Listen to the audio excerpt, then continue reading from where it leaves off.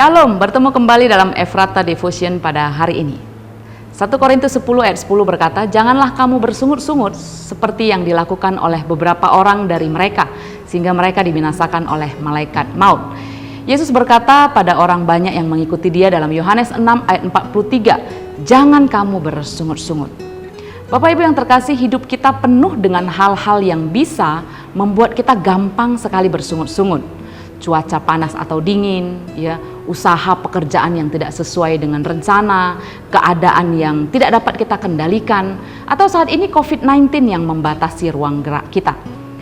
Apakah kita pernah merasa lebih baik ketika kita bersungut-sungut, Bapak Ibu? Biasanya sih tidak membuat kita lebih baik, ya. Seorang kaisar sangat kesal bila pada hari direncanakan akan mengadakan pesta, cuacanya mendung.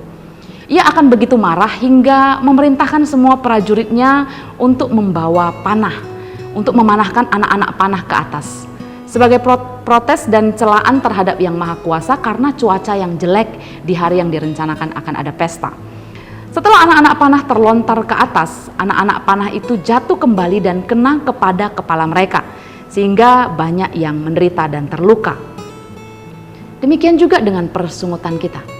Seperti begitu banyak anak panah yang diarahkan kepada Allah akan jatuh kembali ke atas kepala kita sendiri, begitu juga gerutuan kita akan turun menimpa kita sendiri, membuat hati kita semakin kesal dan hari kita semakin sulit. Bapak Ibu yang terkasih, sungut-sungut adalah tindakan mempersalahkan keadaan, mempersalahkan orang lain ataupun Tuhan untuk suatu keadaan tertentu. Sungut-sungut adalah perkataan yang berkaitan dengan apa yang terkandung di dalam hati. Sebab semua yang keluar dari mulut berasal dari hati, Matius 15 ayat 18. Dan juga berkaitan erat dengan iman, percaya kita kepada Tuhan. Bangsa Israel bersungut-sungut dan Allah mengirimkan ular-ular tedung untuk memagut mereka sampai mati.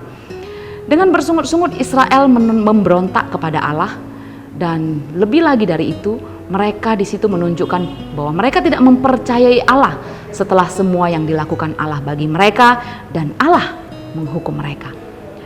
Nah, Bapak Ibu yang terkasih, menggerutu dan bersungut-sungut seringkali kita anggap sebagai suatu hal yang kecil dan biasa. Semua orang bersungut-sungut, semua orang menggerutu kok. Tapi kita diingatkan bahwa tindakan yang kecil ini pun menunjukkan bagaimana hati kita dan iman kita kepada Tuhan. Rasul Paulus tidak mengeluh dan tidak bersungut-sungut, malah bersukacita sekalipun keadaan tidak mudah, bahkan ketika ia harus berkorban atau kesulitan karena orang lain. Tetapi sekalipun darahku dicurahkan pada korban dan ibadahmu, aku bersukacita dan aku bersukacita dengan kamu sekalian. Dan kamu juga harus bersukacita demikian dan bersukacitalah dengan aku. Filipi 2 ayat 17-19. Bapak Ibu, kita dapat bersukacita dalam segala hal jika kita mengucap syukur dalam segala hal. 1 Tesalonika 5 ayat 18. Dan mengucap syukur adalah apa yang Tuhan kehendaki.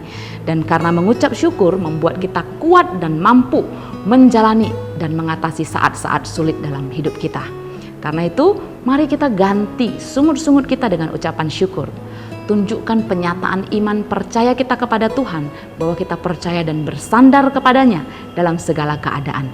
Karena kita percaya Allah turut bekerja dalam segala sesuatu untuk mendatangkan kebaikan bagi kita. Roma 8 ayat 28. Jadi Bapak Ibu, no sungut-sungut dan penuhilah hidup kita dengan ucapan syukur kepada Tuhan.